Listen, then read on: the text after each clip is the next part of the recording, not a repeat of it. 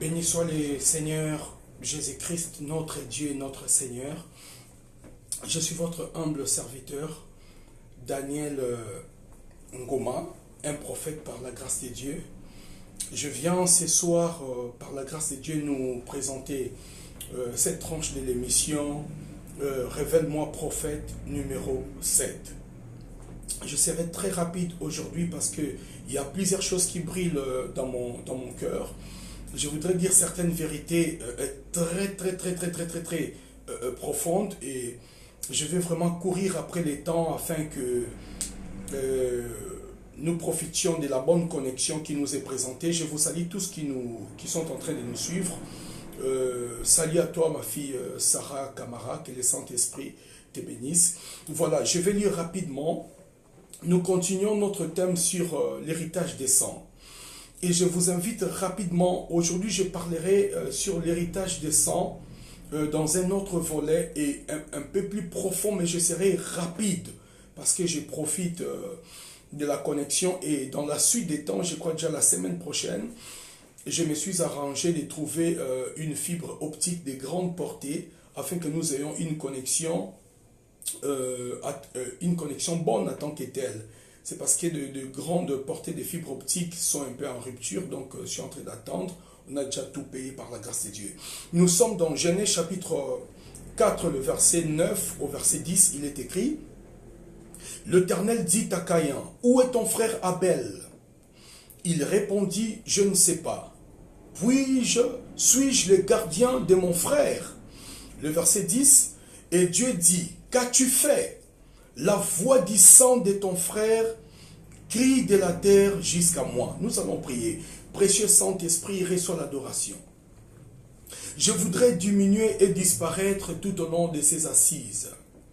Je voudrais que toi seul puisses croître en moi, afin que je dispense la parole éternelle de vérité éternelle. Précieux Saint-Esprit, donne gloire à ton nom. Je bénis ces moments dans le nom suprême de Jésus, que l'humanité s'étaise en moi et que je dise des choses qui émanent de toi pour ta gloire. Au nom suprême de Jésus, Amen. Vous remarquerez dans ces passages, lorsque Caïn se présenta et Abel dans les champs, c'était le moment de la première offrande. La première offrande sur la terre des hommes. Et lorsque Caïn et Abel se sont présentés dans les champs, parce que vous remarquerez dans Genèse chapitre 3, depuis la Genèse chapitre 2, Genèse chapitre 2, Genèse chapitre 3, lorsque Adam et Ève ont péché contre l'Éternel, et l'Éternel est descendu dans les jardins d'Éden, il a enseigné à Adam et Ève la loi de l'expiation. C'est-à-dire comment le péché devait être pardonné. Et lorsque Adam et Ève ont péché, Dieu a tué un animal. Lorsque le Seigneur a tué un animal, la Bible déclare qu'il a couvert Adam et Ève de la peau de l'animal qui était trempé du sang. C'était le signe de cacher leur nudité, de couvrir leurs péchés, ainsi de suite, et de créer la nouvelle alliance. Parce que depuis les jardins d'Éden, je vois, Monsieur Koda, je vous salue, grand frère, que le Seigneur vous bénisse.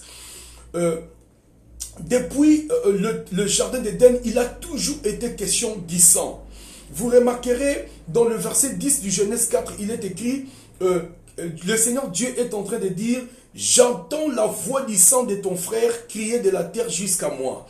À chaque fois que vous versez le sang, dans le sang, il y a une voix qui crie. La personne peut être morte, mais lorsque son sang coule sur la terre, dans son sang, il y a une voix qui accuse. Il y a une voix qui réclame vengeance. Et lorsque Dieu avait couvert Adam et Ève, la peau de l'animal qui était tué dans les jardins d'Éden, la voix du sang de l'animal criait le pardon ou la couverture du péché sur le premier parent. C'était le type ou l'image du Seigneur Jésus-Christ qui devait mourir dans la suite des temps, à la fin des temps, pour le péché de l'humanité, de toute humanité. Alors, Adam et Ève avaient enseigné à Abel et Caïn ce grand secret de l'expiation. Et vous remarquerez, Dieu avait un peuple sur la terre. C'est-à-dire, ce peuple devait sortir par Adam et Ève. Je serai très rapide. Ce peuple devait sortir par Adam et Ève sur la terre. Et le diable aussi dans Ézéchiel chapitre 28, le verset 12 à 17. Et Ésaïe chapitre 14, le verset 11 à 17. La Bible déclare, Satan le diable, lorsqu'il était Lucifer, il était un chérubin protecteur, aux ailes déployées. C'est lui qui dirigeait l'adoration dans les royaumes des cieux. Alors, comme il était créé en parfaite beauté, de par tout son corps, il était composé de perles et de pierres précieuses. Il était composé de pierres précieuses. Alors la Bible déclare, l'orgueil était monté en lui. Lorsque Dieu le jeta sur la terre, Satan le diable cherchait un peuple pour l'adoration. Il avait besoin d'un peuple qui devait l'adorer. Depuis la nuit des temps, ça a toujours été l'affaire de l'adoration. Le diable Satan a toujours voulu avoir un peuple qui devait l'adorer sur la terre. Le Jéhovah Shammah, le Dieu que nous servons, le Seigneur Dieu Tout-Puissant, a aussi disposé un peuple qui devait l'adorer sur la terre comme il est adoré depuis le royaume des cieux. Et lorsque Caïn est né, et Abel aussi est né, c'était deux fils sur la terre. Mais Caïn était du diable, comme le dit dans l'épître de 1 Jean. Caïn était du diable, parce que lorsque Adam et Ève ont péché, c'est là où Satan a pris le contrôle de leur foyer. Et lorsque Ève a mis au monde Abel et Caïn, le diable a possédé la vie de Caïn. Pourquoi? Parce que nos premiers parents avaient ouvert une brèche. Nos premiers parents avaient ouvert une porte d'entrée dans leur foyer par les péchés. J'irai dans des choses profondes aujourd'hui. C'est la raison pour laquelle je suis un peu rapide. Et lorsque Abel et Caïn étaient dans les champs, Abel était un berger et Caïn un cultivateur. C'était un laboureur, un cultivateur, homme des champs. Et ces deux enfants avaient l'instruction de leur père. Leur père Adam les avait enseigné la loi de l'expiation. Comment recevoir les pardons des péchés et comment monter une alliance. Voilà, merci Saint-Esprit, la connexion et des retours. Merci. La raison pour laquelle je cours vraiment. Et Adam et Abel, Seigneur, aide-nous. Si ça coupe, je vais le reprendre parce que ce sont des choses très profondes. Je disais que Caïn et Abel, c'était des postérités sur la terre des hommes. Abel représentait, c'est par Abel que devaient sortir tous les fils de Dieu sur la terre. Et comme Caïn était déjà possédé par Satan, donc c'est Caïn qui devait perpétuer la postérité des fils du diable sur la terre. Maintenant, écoutez ce qui s'est passé dans les champs. Le moment de donner leurs premières offrandes à l'Éternel était arrivé. Adam était un prophète. Il avait enseigné à ses fils que si vous voulez donner l'offrande à l'Éternel, vous devez donner l'offrande qui apporte le pardon des péchés. L'expiation. Vous devez tuer un animal. Lorsque le sang coulera, Dieu protégera votre destinée sur la terre et Dieu protégera vos générations sur la terre des hommes. Et vous serez sous la miséricorde divine. Abel, de son côté, il a pris l'animal. Il a posé sur l'autel du sacrifice et il a brûlé. C'était plusieurs animaux de meilleure qualité. Il a brûlé devant l'Éternel et la Bible déclare, l'Éternel a senti une bonne odeur et il a béni. Il a béni Abel. Donc, lorsque Abel allait commencer à mettre au monde, toute sa génération allait vivre sous le regard du Très-Haut. Toute sa postérité allait vivre sous un ciel ouvert des miséricordes de Dieu. Mais de l'autre côté, comme Caïn n'était pas de Dieu, il ne pouvait pas appliquer l'enseignement qu'avait Abel, c'est-à-dire de déposer un animal devant l'Éternel. Et qu'est-ce que Caïn a fait? Il a fait semblant. Il a pris l'herbe des champs, comme il était un cultivateur. Il a pris les offrandes, il a donné à Dieu. Ça, ce n'était pas un problème de donner à Dieu les fruits des champs parce que c'était le fruit de ses mains. Mais en cette époque-là, c'était la première offrande d'alliance. Ça ne pouvait pas manquer le sang coulant. L'autel devait recevoir un animal qui coule le sang. Mais écoutez, comme Caïn était du diable, qu'est-ce qui s'est passé? Après avoir donné à Dieu le fruit de ses mains, dans son cœur, il avait Satan dans son cœur. Donc il devait donner toute sa postérité à Satan. Maintenant, qu'est-ce qu'il a fallu faire? Il a fallu que Caïn donne un homme à Satan. Et qu'est-ce qui s'est passé? Satan a poussé Caïn de tuer Abel dans les champs. Lorsque Caïn a tué son frère Abel, c'était une manière de donner le sang à Satan. Et c'est là où Satan a reçu pour la première fois une vie humaine à l'autel des ténèbres. Donc c'est Caïn qui était son fils. Alors, Caïn a tué Abel. C'est là où Caïn a raccourci, il a arrêté les naissances des justes sur la terre. Oui, parce que c'était le combat de l'adoration.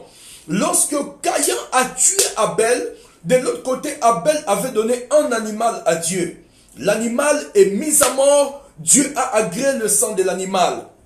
De l'autre côté, le diable a enseigné à Caïn, son fils, que tu m'appartiens, j'étais possédé par le péché de tes parents. Tu ne peux pas fonctionner comme Abel, le juste et le fils de Dieu. Parce que Abel aussi était un prophète. La Bible déclare, je redemanderai le sang. Je redemanderai le sang depuis de tous mes prophètes, depuis Abel jusqu'à Zacharie. Abel est mort devant son autel. Il est mort devant l'autel du pardon. Il est mort devant l'autel du sacrifice. Le sang de l'animal coulait. Et dans les champs, c'est là où Abel, Caïn de son côté, il a pris Abel, il l'a égorgé, il l'a tué dans le sang et il a donné à son père Satan la première victime humaine. Et lorsque Caïn a donné Abel à Satan, la Bible déclare, dans le sang d'Abel qui coulait, il y avait une voix qui criait à Dieu. Vengeance. Et plus tard, la Bible déclare que le sang du Seigneur Jésus-Christ crie plus fort que le sang d'Abel. Lorsque le sang de Jésus a coulé sur la croix, le sang de Jésus criait miséricorde dans toute l'humanité à quiconque croirait en la mort et à la résurrection de Christ.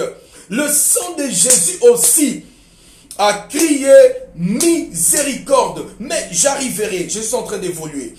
Et lorsque Abel est décédé, en cette époque, Caïn était resté debout. C'était maintenant la génération des impies. La génération impure qui devait hériter la terre. Parce que le juste était mis à mort. L'homme juste était déjà tué.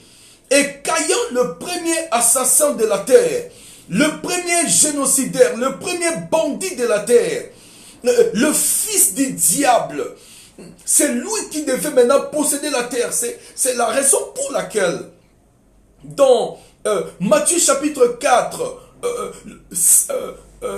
et dans Luc chapitre 4, Satan pouvait dire à Jésus, la terre m'appartient, elle m'a été donnée. C'est un usurpateur. Il n'a que volé, il a utilisé la ruse pour récupérer la terre par l'entremise du péché. Et lorsque Caïn est resté sur la terre, Dieu l'avait maudit. Dieu a maudit Caïn. Plus tard dans Genèse chapitre 4, à la place que Caïn se répande devant Dieu, Caïn n'avait pas un cœur repentant. Il a dit à Dieu, ma peine est tellement lourde, quiconque me rencontrerait sur la terre me tuera.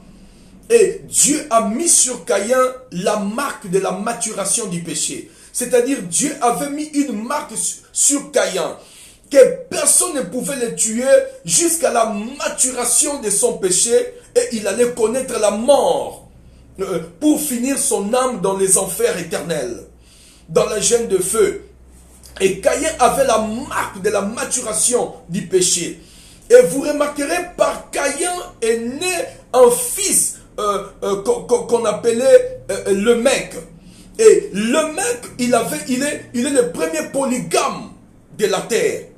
C'est là où la postérité impie a commencé.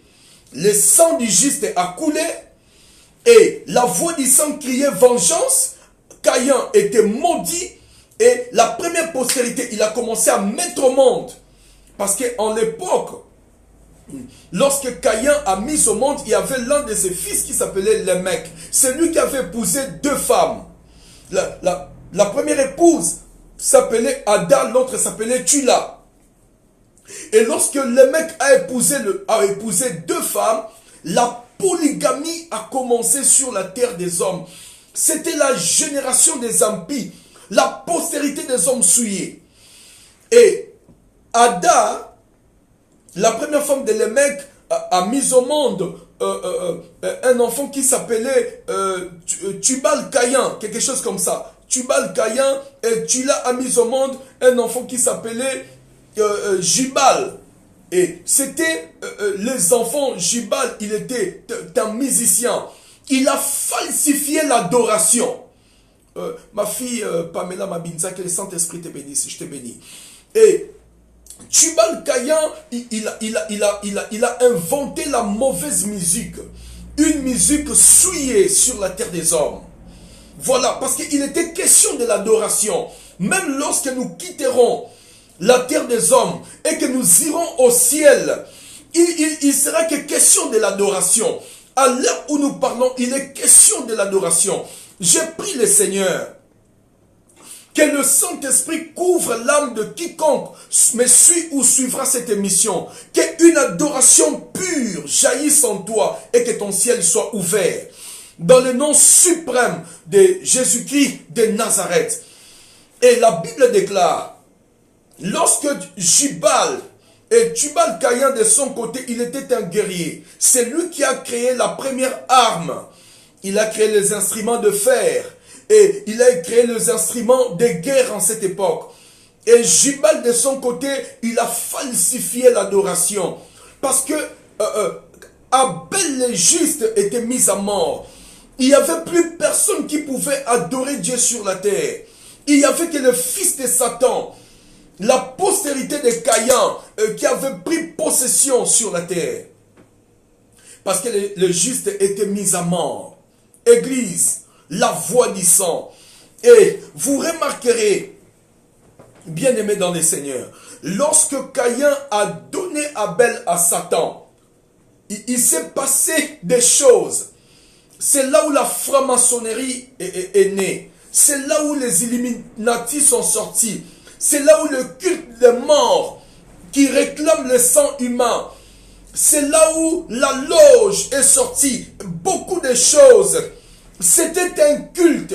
C'est Caïn qui l'a pratiqué depuis la nuit des temps, depuis les premières heures de l'humanité. Les autels ont été montés. Il est question d'adoration.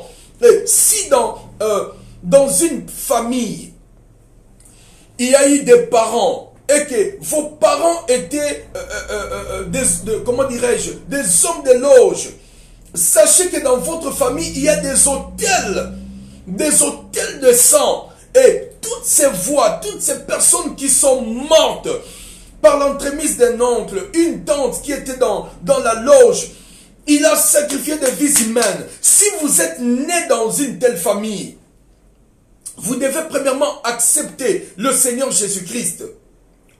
Pour que le sang du Christ crie plus fort des voix martyrs que l'oncle avait donnés à Satan.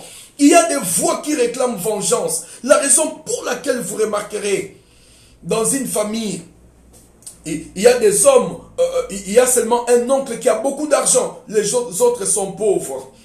Ou soit c'est une grande sœur, ou soit c'est un grand frère qui a beaucoup d'argent et les autres sont pauvres.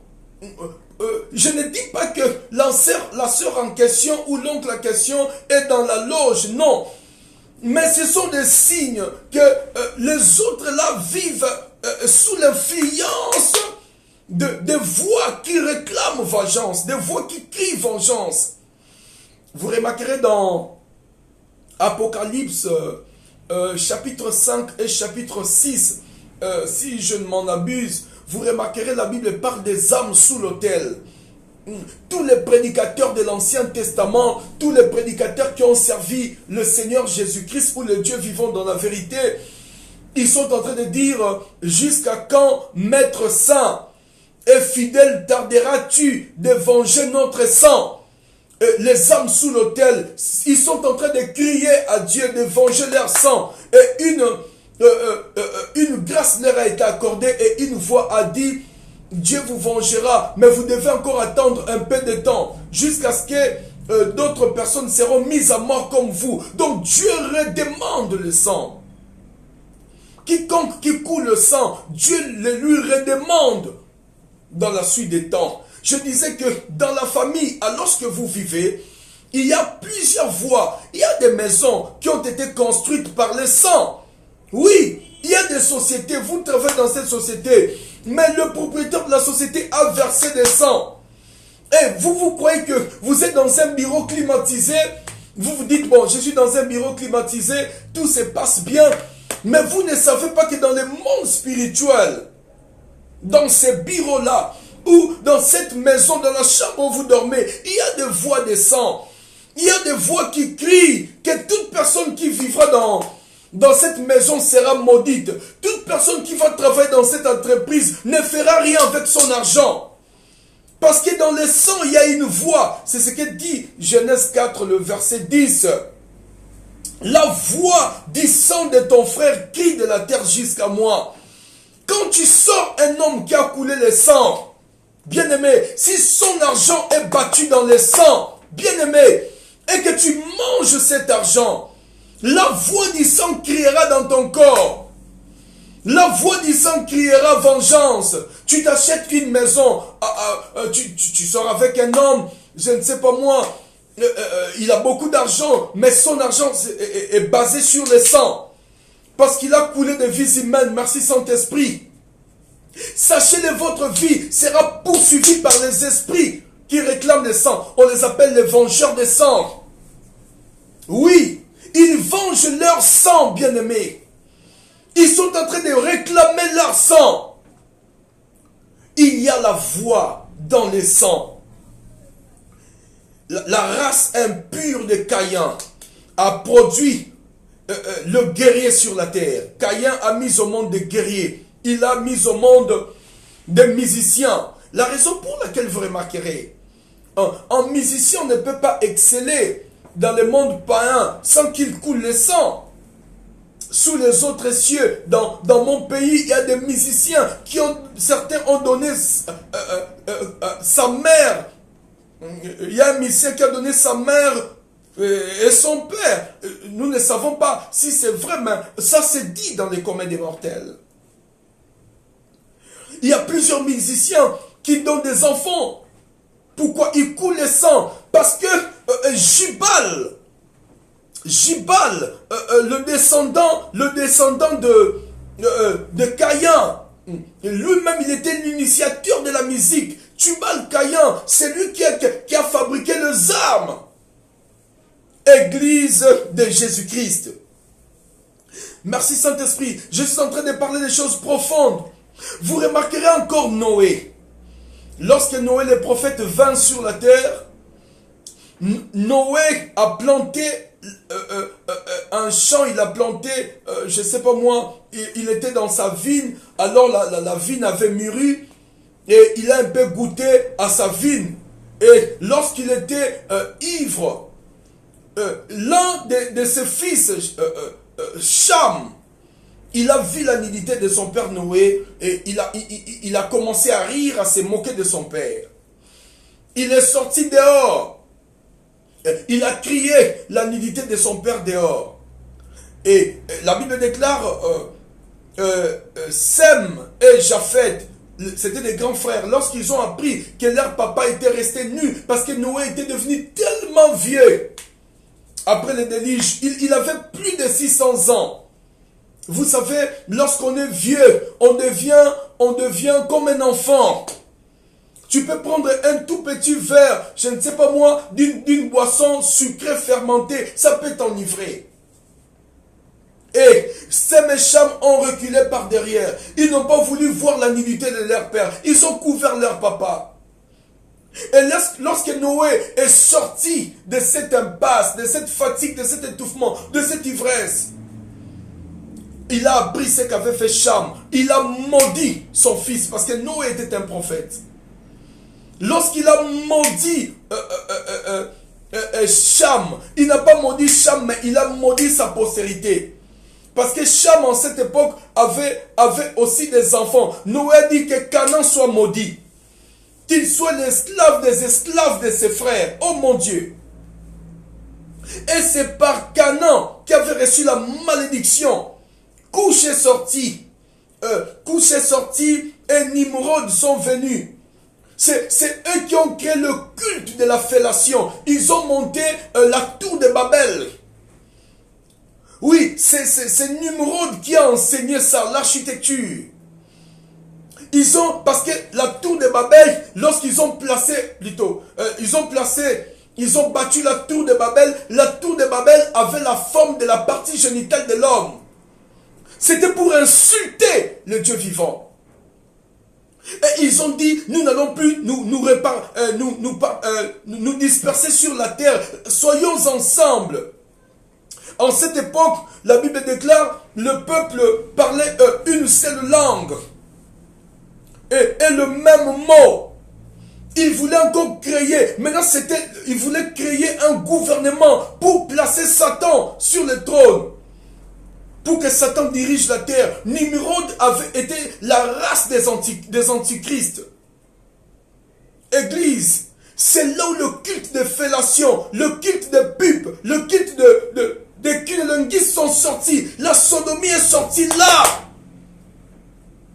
Et lorsque Seth est né, la Bible déclare dans la postérité, dans les générations qui sont nées de Seth. Parce qu'après Abel, Adam et Ève ont mis au monde un enfant, Seth. Lui, il était un adorateur.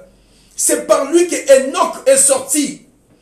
Et la Bible déclare, lorsqu'Enoch est sorti, Enoch marchait avec Dieu. C'est en cette époque que les gens ont commencé à adorer Dieu. Et Enoch est monté au ciel physiquement. Il n'a pas connu la mort. Dieu voudrait signifier à la génération qui devait venir que nous quitterons la terre un jour et nous irons au ciel. Mais le fils de Caïn, vous remarquerez dans la postérité de Caïn, la Bible déclare, lorsque ses enfants naissaient, ils clôturaient leurs parcelles, ils barricadaient leurs parcelles. Ils voulaient demeurer sur la terre. Ils voulaient rester là sur la terre. Ils ne pensaient pas au ciel, c'était la musique, la fête, les guerres, conquérir des terres. Nimrod, les couches, tous ces mondes, les Canaan, ont voulu conquérir la terre parce que la malédiction était sur eux. Lorsqu'un pasteur est maudit, il ne fera que les choses de la terre. Lorsqu'un pasteur est maudit, il peut sacrifier des vies pour accroître son église. Bien-aimés dans les seigneurs, nous sommes dans Révèle-moi prophète numéro 7. L'héritage des sangs, ce que vous avez dans votre vie.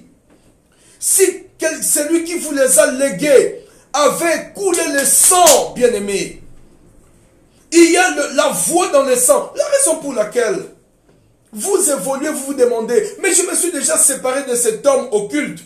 Mais pourquoi j'ai vu les châtiments? Mais la maison où tu habites, les articles que tu as. Avant que la connexion ne nous dérange, je voudrais donner mon numéro. Si quelqu'un suivra cette émission, voudrait m'appeler le 04 43 96 32. Nous allons prier pour vous. Ceux qui seront à l'étranger, comme ça passera à YouTube, vous mettez l'indicatif le plus 241. 04 43 96 32. Il faut que nous puissions prier pour vous. La Bible déclare dans 1 Timothée 4, 5, tout est sanctifié par la parole et par la prière. Quelle est la voix qui te suit derrière? Serait-ce la voix du sang? Serait-ce la voix du sang? Et c'est Nimrod qui a enseigné ces cultes.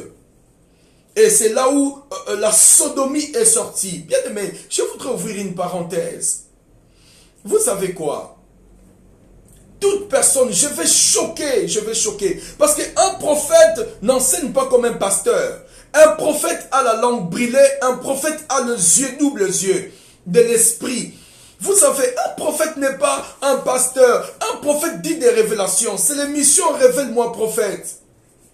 Je voudrais choquer quelqu'un. Vous savez, dans des relations conjugales, beaucoup de foyers chrétiens sont maudits aujourd'hui. Pourquoi? Parce qu'ils fabriquent des fellations, des pipes, des sodomies, des kinolanguis. Laissez-moi vous dire, la fellation, ce sont des pratiques que le fils de Caïn ont exhibé, ont fait sur la terre. Parce qu'il voulait amener le désir jusqu'à l'excès, jusqu'à s'enivrer. Vous savez, dans des grands ordres, il y a des sectes. Il y a des sectes dont j'étais la dénomination ici sur la terre. Il y a des sectes. Et dans ces sectes, il y a un moment, lorsque vous montez les degrés, lorsque vous intégrez ces sectes-là, au début, on vous enseigne sur l'amour du prochain, les œuvres philanthropiques, il faut aller aider les orphelins, il faudra aller aider les veuves. Ça, c'est au premier niveau. Et lorsque vous montez le niveau, vous arrivez à un certain degré. C'est là où maintenant, tout change en rouge. On commence à vous enseigner sur le culte au Seigneur des ténèbres. Non, on l'appelle pas de culte, on l'appelle de messe. Parce qu'il y a une grande différence entre la messe et le culte. Dans la messe, il y a l'Eucharistie et l'hostie. Dans le culte, il y a aussi autre chose. Parce que depuis l'Éden, il a été question de l'adoration. Je vais ouvrir des parenthèses pour choquer quelqu'un et l'amener à la délivrance. Vous savez, lorsque vous écoutez la vérité, que la vérité ne vous blesse pas, mais que la vérité vous transforme. Je suis heureux, Saint-Esprit, de garder ces choses et de les révéler en ces temps où nous sommes. Bien-aimés, vous savez, je disais que dans ces sectes-là, maintenant, pour que Satan les visite, pour que Satan lui-même descende dans leur messe ou dans leur culte occulte, qu'est-ce qui se passe? Ils font l'orgie. L'orgie, c'est quoi? Ils vont s'enivrer et ils vont commencer à faire des rapports sexuels d'une manière exagérée. Des abominations, ils vont faire des fellations, ils vont faire des kinolanguis, ils vont faire des sodomies, ils feront le culte nu. Lorsqu'ils vont faire ces orgies, ces relations sexuelles exagérées et maudites, c'est là où maintenant Satan descendra. Parce que la grande arme de Satan, c'est les rapports sexuels. La raison pour laquelle je voudrais maintenant choquer, toute personne qui a fait la fellation, la sodomie, le kinolanguis, la pipe, toute personne qui a fait ça, si c'est un homme, il a une femme spirituelle, qu'on appelle femme de nuit. Si c'est une femme, elle a un mari de nuit ou un mari spirituel. Oui.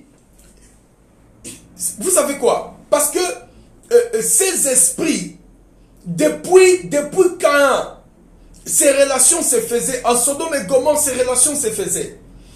Je vais vous dire quelque chose. Vous allez dire non, non, non, le prophète est en train de mentir. Attendez. Vous remarquerez en vous l'insatisfaction. Parce que toute personne qui a fait la fellation sera toujours insatisfaite avec un seul partenaire.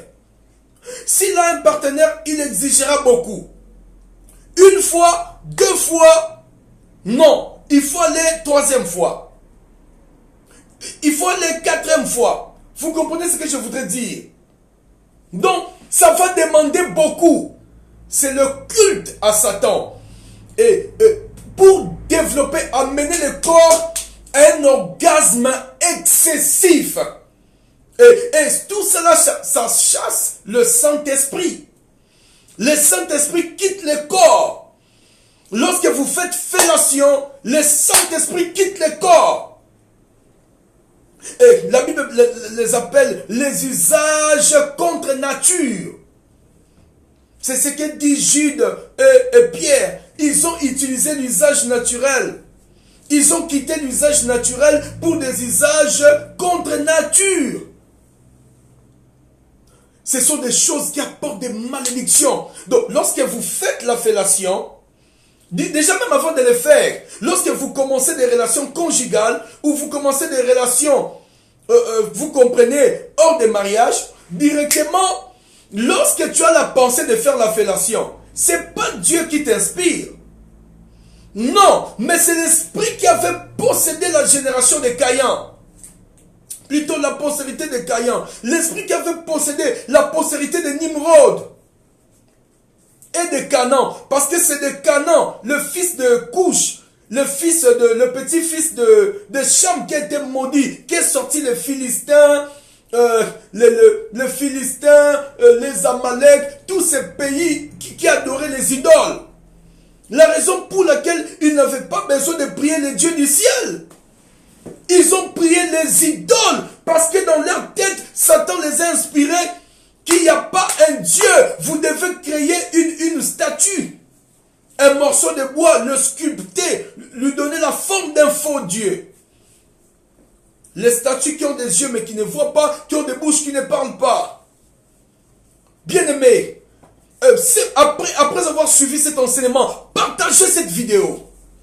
Je disais, lorsque déjà l'idée, vous êtes dans des relations sexuelles ou sexuelles, l'idée vient qu'il faut faire ce qu'on appelle dans d'autres pays la cave ou la fellation. Sachez que c'est un mari de nuit, c'est un démon. Parce qu'un mari de nuit n'est pas un homme. Une femme spirituelle ou une femme de nuit n'est pas une femelle. C'est un esprit qui peut devenir, qui peut prendre le sexe d'un homme ou le sexe d'une femme. Oui. Donc, lorsque tu fais la fellation directement, le mari de nuit, cet esprit vous possède. Et lorsqu'il te possède, il mettra des choses en vous. Il va mettre l'insatisfaction. Tu peux coucher un homme. Excusez-moi de dire des choses directes. Parce qu'un prophète, il doit dire des choses claires et nettes pour que les gens comprennent. Lorsque vous avez un homme, vous aurez la convoitise qu'un autre homme passe, alors que vous avez un homme. Mais vous verrez que vous ne l'aimerez pas vraiment d'un amour profond. Vous l'aimerez dans un esprit de jalousie. Vous ne voulez pas le partager. Mais si un autre homme qui est mieux que lui arrive, il peut te sentir sexuellement. Voilà. Donc tu as la convoitise. C'est une preuve qu'il y a ces maris spirituels. Ou si tu es un homme, tu as déjà fait des pipes ou des fellations, ou toi tu n'as jamais fait la fellation, mais tu es parce que tu es un homme, mais il y a une femme qui t'a fait la pipe. Sache qu'en toi, un homme, tu as la femme de nuit. Preuve, tu auras la convoitise. Tu auras la convoitise. Si tu n'as pas la convoitise, tu n'aimeras pas ta femme en tant que telle. L'amour ne sera pas très profond. Quand même tu peux l'appeler chérie, tu peux l'appeler la colline d'or. Que vous soyez prophète ou pasteur, ces choses que je dis, ce sont des vérités. Si tu es déjà passé dans tes moments païens, on t'avait fait la pub étant qu'un homme et tu es devenu prophète, tu es devenu pasteur. Si tu me suis ou quand tu suivras cette émission, sache qu'il y a une femme spirituelle dans ta vie. Et après cette émission, je donnerai des remèdes. Qu'est-ce qu'il faut faire? Parce que lorsque la femme spirituelle ou la femme de nuit ou le mari spirituel ou le mari de nuit arrive dans la vie d'un homme ou d'une femme, la première des choses, il réduit la vie de prière. La deuxième des choses, il apporte la pauvreté. Tu aimeras le sexe, mais tu ne te satisferas jamais. Quand tu vois tout ce qui bouge, tu cours. Un homme qui est mieux, tu ouvres le corps. Donc, tu seras comme ça. Ou tu seras couché comme ça par mégarde. Ou un homme qui tombe avec des femmes comme ça par accident. Bien-aimé, lorsque le Seigneur m'a révélé ces choses, je dis, Seigneur, donne-moi le temps de l'enseigner. Et je loue le Seigneur aujourd'hui, la connexion est bonne. Bien-aimé, la voix du sang. Il y a beaucoup de couples de pasteurs aujourd'hui, de couples malheureux, parce que sur les lits conjugales, la Bible déclare, la Bible dit ceci, que les lits conjugales soient exemptés de toute souillure. Est-ce que quelqu'un m'attend? Que les lits conjugales soient exempts de toute souillure. Les fellations, quelqu'un dit, oh, mon rapport sexuel est sanctifié dans le sang de Jésus contre le... Toi, tu es un démon. Dieu viendra sanctifier ton rapport sexuel. Laisse ces choses. Déjà, même au ciel, il n'y aura pas le mariage. Dieu n'est pas dans les histoires des rapports sexuels. Dieu n'est pas dans les histoires des rapports sexuels. J'ai coupé un appel parce que je suis en ligne. Merci, parce qu'on a un portable un peu professionnel. Donc, il y avait un appel, je suis suspendu. Merci Seigneur. Donc, excusez-moi, une sœur dit, oh, mon rapport sexuel est sanctifié. Certes, je ne refuse pas. D'accord. Disons que ton mariage est sanctifié. Et comme ton mariage est sanctifié, tout ce qui se passe est sous la sanctification. C'est bien. Maintenant, comme le lit conjugal doit exempter de toute souillure, mais toi tu es pasteur, tu prends ta femme, tu fais la fellation à ta femme. Ah, ça tu es en train de souiller ton lit conjugal. C'est là où beaucoup de pasteurs, ils prient sur un malade. Le malade ne guérit pas. Il va aller féticher pour créer des miracles. Un pasteur qui est hyper orgueilleux. Hyper orgueilleux. Ça c'est les démons des maris de nuit qui font comme ça. Quand il se fâche, il ne pardonne pas. Il ne pardonne pas. Une colère exagérée. Il ne dit jamais la vérité. Il ne dit jamais la vérité. Vous voyez, un pasteur qui aime l'argent, tout est l'argent, délivrance, l'argent, recevoir comme ça, l'argent, lorsqu'il prêche, il sort des révélations, il dit avant que je continue, venez s'aimer, pour lui tout est l'argent. Ça c'est la femme spirituelle. C'est la femme spirituelle qui réclame des choses. Vous savez comment ça se passe? Il va prendre l'argent, mais ce n'est pas pour acheter des bijoux à sa femme. Il va aller boire dans des bars. Il va sortir des prostituées. Lui, quoi qu'il ait des prostituées, il ne sort pas les prostituées. Il ne sort pas les prostituées. Mais lorsqu'il sort les prostituées, derrière cette relation, c'est la femme spirituelle qui est en train de vivre toutes ses dépenses d'argent. La voix du sang église. Dans le sang, il y a une voix. Il y a une voix qui réclame. Si vous habitez une maison qui a été achetée avec l'argent du sang, église, laissez-moi vous dire, aussi longtemps que ces derniers, la personne, le propriétaire, ne se repentirait ou ne s'est jamais repenti, et que vous abritez cette maison, vous dites que je sanctifie cette maison dans le nom de Jésus. Non, non, non, non, non, non. Dieu ne peut pas bénir ce qui est maudit. Est-ce que je peux prêcher par la grâce du Saint-Esprit ce soir? Dieu ne peut pas bénir ce qui est maudit. Non, non, non. Dieu ne bénit pas ce qui est maudit. Je suis désolé. Une prostituée, après avoir se prostituée, elle t'apporte l'argent. Les fruits de la souillure. Toi, pasteur, tu dis que je les sanctifie. Beaucoup de pasteurs, Dieu a effacé leur nom dans les livres de vie. Oui, si vous lisez les livres d'Apocalypse, avant d'arriver dans l'église de Philadelphie et l'église de Laodicée, le Seigneur dit, sinon j'ai ôterai ton nom dans le livre de vie. Et même dans les prophètes, dans Zacharie, Malachie, Dieu parle de ça. Bien-aimés, ne vous y trompez pas. On ne se moque pas de Dieu, c'est que l'homme aura semé, il les moissonnera. Bien-aimés, des fellations, toute personne qui est passée dans ces choses, la fellation, la pipe, tu as un mari de nuit, tu as un mari spirituel, tu as une femme spirituelle dans ta vie. Tu auras l'esprit de l'insatisfaction et de la convoitise exagérée. Et tu auras l'esprit de la cupidité et l'esprit de mensonge. Ce sont ces 4 esprits qui contrôlent, qui donnent signe que tu as un mari spirituel. Je ne prêche pas sur la démonologie, je suis en train d'enseigner sur l'héritage des sangs, mais j'ouvre des parenthèses. Moi je suis le prophète qui enseigne le message du retour de Christ. Mais un prophète, c'est une voix, il doit éclairer les zones d'ombre.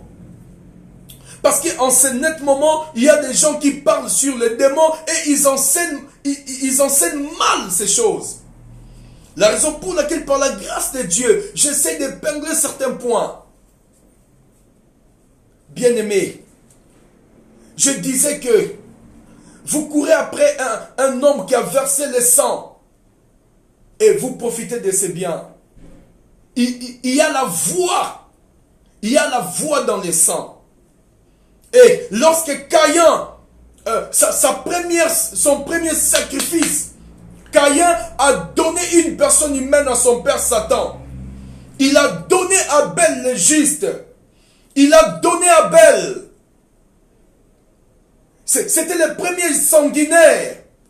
C'est là où il a battu l'alliance avec son père le diable.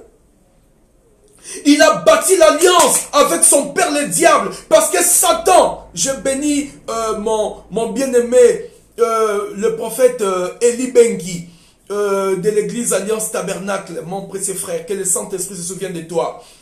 Depuis la nuit des temps, il a toujours été question de l'adoration. Il a toujours été question de l'adoration. Caïn se présenta devant son autel.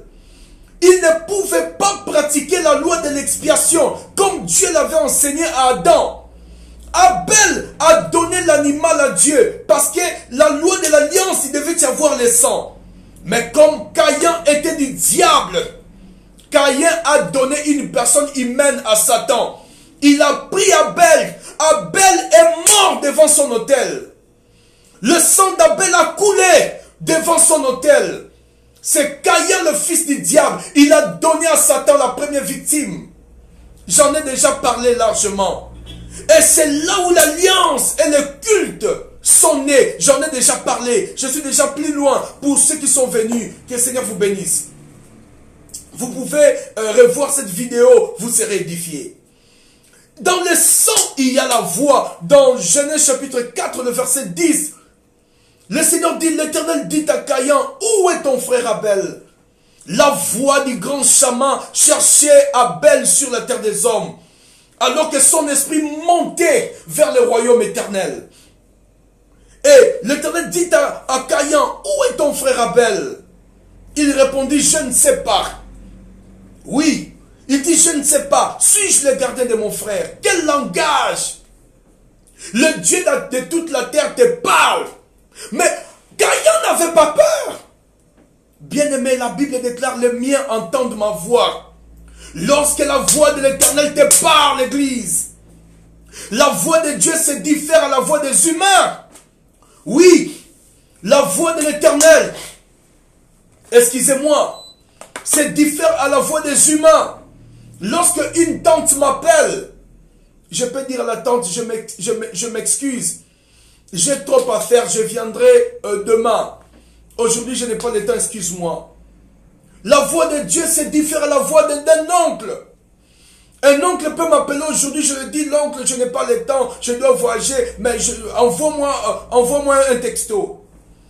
Mais lorsque ton Créateur t'appelle, l'Église, lorsque le grand chaman t'appelle, bien-aimé, tu sens tout ton âme bouge. La voix de l'éternité, là où nous sommes sortis. C'est lui qui nous a créés avant que ce monde ne soit monde. Lorsqu'il t'appelle, toute ton âme tremblera. Mais ici, Dieu parle à Caïn. Vous remarquerez même dans ce chapitre 4, vous remarquerez au début, le Seigneur a dit à Caïn, le péché couche à ta porte, mais toi domine sur là. Dieu a prêché, le premier prédicateur, Dieu lui-même a prêché Caïn.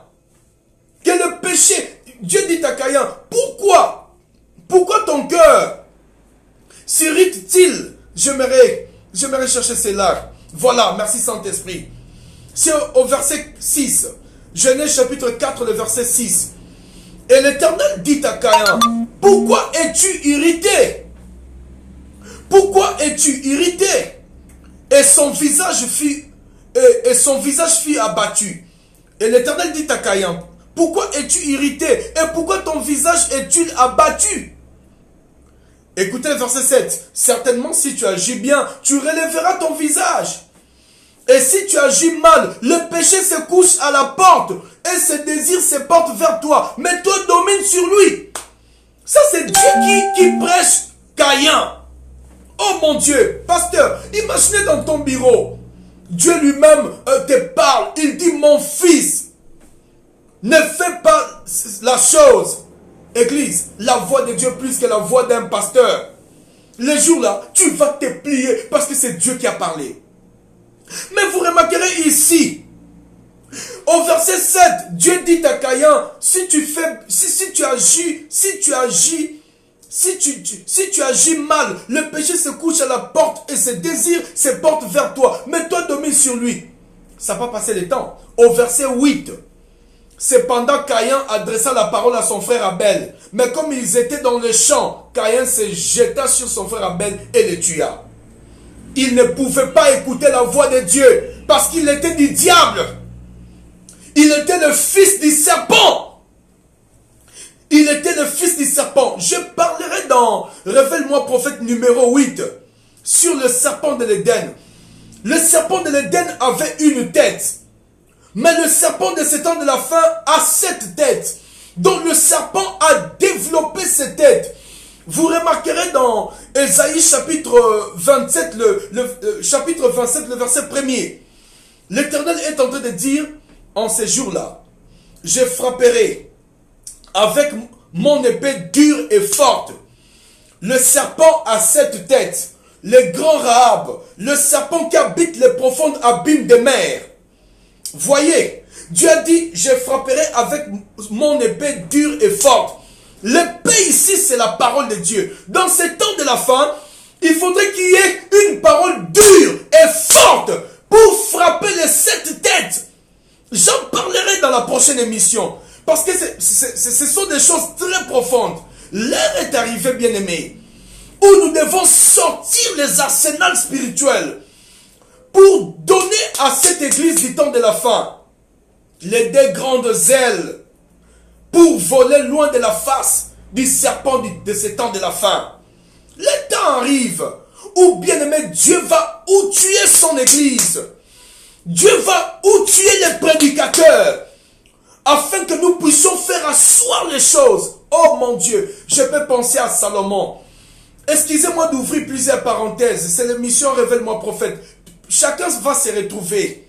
Ce n'est pas une mission ordonnée, je le fais par l'ordre de l'esprit. Salomon à son jour, il attendait sa mort alors qu'il avait toutes les vertus divines. Il avait la sagesse rare sur la terre. Il était un juge, la voix des juges sur la terre. Un roi, un juge aussi. Parce qu'il révélait la pensée de Dieu derrière les problèmes. Il était le professeur de cette époque. Et Salomon a dit, nous avons une jeune sœur. Ça, c'est l'énigme que Salomon a laissé par les écrits. C'était la dernière chose que Salomon a laissé. Il n'a pas expliqué. Il a dit, nous avons une jeune sœur. Cette jeune sœur n'a pas encore atteint l'âge nubile. Que ferons-nous de cette jeune sœur lorsqu'un homme la cherchera en mariage? Salomon pouvait voir. Parce que Salomon avait la sagesse. La sagesse, c'est la révélation permanente. Et j'en parlerai un jour sur la sagesse. Il avait vu l'église du temps de la fin. C'est cette église qui est la jeune sœur. L'époux, notre mari Christ, est proche. Il vient nous chercher en mariage. Écoutez ce que Salomon a dit. Notre jeune sœur n'a pas encore atteint l'âge nubile. Mais l'époux est déjà là. Que ferons-nous alors qu'on lui cherche en mariage? Écoute ce que Salomon dit. Nous mettrons une robe. Oh, alléluia. La robe de la parole. Parce que nous devons atteindre la stature parfaite de Christ. Nous la revêtirons. Nous créerons des créneaux. Nous créerons des créneaux pour lui donner la forme de la poitrine. Donc, Salomon disait, nous allons la rebâtir rapidement et lui donner la forme pour qu'elle soit présentable devant le marié, devant l'époux. Salomon parlait de l'église du temps de la fin. L'église du temps de la fin est encore immature. L'église du temps de la fin est une jeune femme qui est encore sale. Elle ne sait pas se soigner. Elle ne sait pas s'arranger. Elle n'a pas la soumission. Mais l'époux est proche. Maintenant, nous, prédicateurs de Salomon, qu'est-ce qu'il faut faire? Qu'est-ce qu'il faut faire? Bon, nous ne sommes pas des Salomon parce que Salomon est le type de Christ. L'homme qui avait épousé plusieurs femmes, c'est Christ et l'Église. Mais je donne un exemple comme ça. Nous, prédicateurs, je prends la face de Salomon dans une autre dimension. Parce qu'il était aussi professeur. Parce qu'il enseignait les lois de l'Éternel à Jérusalem. Il expliquait les énigmes. Nous, les hommes de Dieu, nous expliquons aussi les énigmes. Nous, les Salomon, que ferons-nous de l'Église? Nous devons rebâtir cette Église rapidement. Je vous ai parlé sur la postérité de Caïn, comment il cherchait à posséder la terre. Je parlerai un jour sur la position de Lot. La Bible déclare lorsque Abraham, le père des croyants, qui est le type de l'âge des premiers chrétiens, des premiers croyants qui ont servi Dieu sur la montagne. C'est-à-dire, Dieu était tout pour eux. Ils avaient tout quitté pour servir le Dieu véritable. Abraham avait quitté son père Terah. Et Dieu lui dit, va vers le pays auquel je te montrerai. Il n'y avait personne qui avait débroussaillé devant Abraham. Non, Abraham était rentré dans la forêt. C'était pas le plaine, bien-aimé. Vous devez lire entre les lignes. Abraham n'est pas parti sur un chemin. Il est rentré dans la brousse. Parce qu'en cette époque, les voyages c'était sur des montagnes, dans des brousses, dans des forêts. Il n'y avait pas l'urbanisation. Et les dieux de toute la terre, les grands chamas, dirigeaient son esprit. Mais Abraham avait pris le fils de son frère Aaron. Parce qu'Abraham avait deux frères. Il avait Nahor et Haran. Et Lot, il était le fils de Haran qui était décédé. Le père de Lot, le frère d'Abraham était décédé tôt. Lorsqu'ils étaient en Mésopotamie. Et c'est là où Abraham a pris Lot. Lot est le type de chrétien du temps de la fin. Écoutez, vous allez comprendre. Lorsque l'abondance, ils étaient tous bénis, et le pays où ils étaient ne pouvait plus les contenir, Abraham s'éleva après l'adoration. Parce que dans Genèse, la Bible déclare, le troisième jour, Abraham dira à ses serviteurs, arrêtez-vous ici. Moi et mon fils, nous irons adorer sur la montagne de Morija, ensuite nous reviendrons. C'était encore pour la seconde fois qu'on a parlé de l'adoration depuis Enoch. Mais l'adoration qu'Abraham devait aller faire sur la montagne, c'est là où Christ pouvait dire, votre père Abraham avait besoin de voir mon jour. Il a vu sur la montagne de Morija. Et Abraham a dit, sur la montagne, Dieu se pourvoira. Je ne suis pas là-bas. Et Abraham dira à Lot, il dit, nous sommes frères. Je vais couper un appel, excusez-moi. Je suis en train de couper un appel. Ah, merci Seigneur. Voilà, comme je suis en direct. Abraham dit à Lot, il dit, nous sommes frères. Nous ne pouvons pas nous chamailler. Voici, il y a les montagnes et il y a la plaine. Si vous alliez, si tu vas à gauche, moi j'irai à droite. Si tu vas à droite, moi j'irai à gauche. Et la Bible déclare, Lot leva les yeux. Il a regardé vers les montagnes. Il a dit non, je n'ai plus le temps d'aller vers les montagnes. Et la Bible dit quoi? Il a apprécié le pays des plaines. Il a regardé la plaine. Il y avait la verdure comme le jardin de Dieu. Mais le pays des plaines, c'était Tchoar, c'était la ville de Sodome, la ville de Gomorrhe. Il y avait plusieurs villes qui composaient le pays des plaines. Et la Bible déclare, Lot a dit, moi j'irai vers les plaines. Et Abraham est allé sur les montagnes. Placer ses tentes sur des montagnes. C'est le type de premiers chrétiens qui ont cherché Dieu dans des dures labeurs, qui voulaient être proches de Dieu. Mais Lot est allé vers le plaine, qui avait l'image de jardin de l'Éternel. Mais en cette époque, Dieu était le Dieu des montagnes. C'est là où, lorsque on combattait Israël, les ennemis ont dit, leur Dieu est un Dieu des montagnes. Il faut que nous les ramenions dans la plaine. Et lorsqu'ils sont allés dans les plaines, Dieu est descendu dans la plaine, il les a détruits. Parce que Dieu ne pouvait pas seulement être le Dieu des montagnes. Mais en l'époque, on les cherchait sur des montagnes. J'en parlerai un autre jour. Pourquoi Dieu descendait? Les prophètes descendaient de plusieurs montagnes en Israël. J'en parlerai aussi. Mais chaque prophète, lorsqu'il descendait des montagnes, descendait de la montagne, il conduisait le peuple à un endroit donné. Parce que dans Osée, chapitre 12, le verset 13, il est écrit, c'est par un prophète qu'Israël fit. Regardez, j'aimerais lire ça rapidement pour ne pas me tromper. Dans Osée, merci Saint-Esprit, dans Osée 12, 13, il est écrit, par un prophète l'Éternel fit monter Israël hors d'Égypte. Donc, lorsque les prophètes viennent dans ta vie, ils te donnent une direction divine, là où tu dois aller. Et la Bible déclare, c'est par un prophète, Israël fut gardé. Il fut gardé par les enseignements des prophètes. Aucun prophète n'a mené un peuple dans les repos. C'est là où l'apôtre Paul pouvait dire dans l'un de ses épîtres, il dit, s'il s'agissait d'un repos que Josué avait donné au peuple d'Israël, qui veut dire Canaan, Dieu ne parlerait pas d'un autre repos.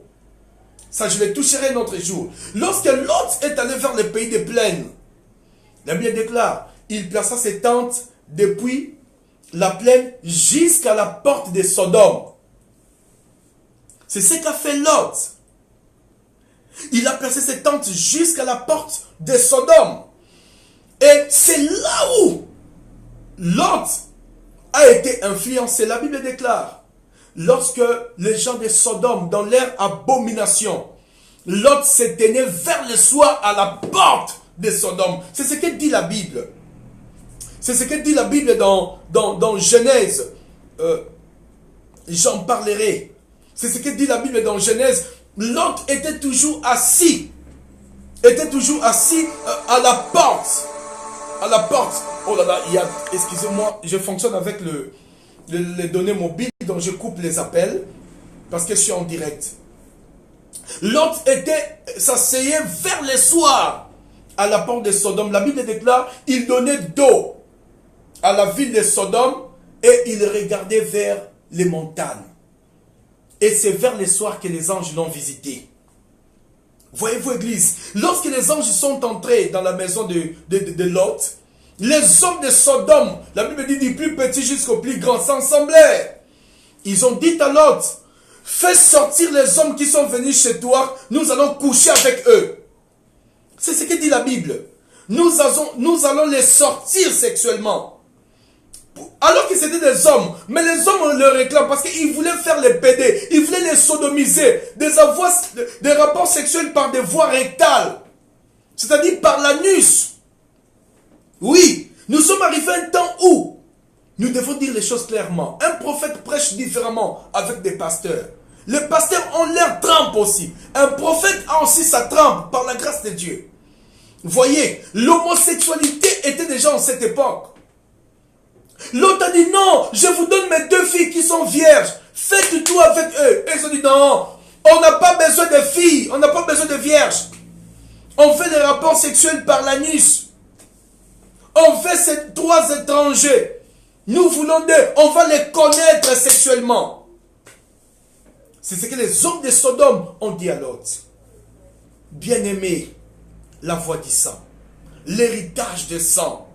L'heure est grave, Église. L'heure est grave, Église. Qu'est-ce qui t'entoure? Le confort qui t'entoure.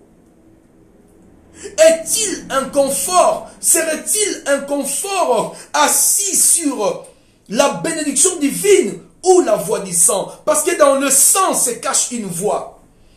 Je disais, nous avons hérité de nos parents un héritage de sang. Que vous soyez homme ou femme, vous avez en vous le sang de vos parents.